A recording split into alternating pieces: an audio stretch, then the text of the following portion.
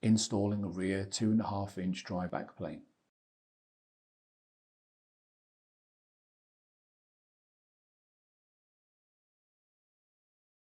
Align the rear backplane with the rear hot swap drive cage and then lower it into the rear drive cage. Connect the cables to the backplane.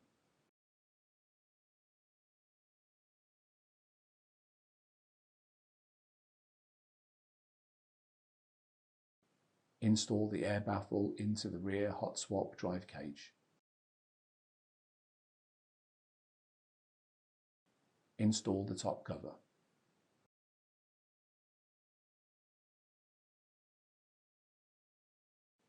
Install the drives or drive fillers in the rear drive cage.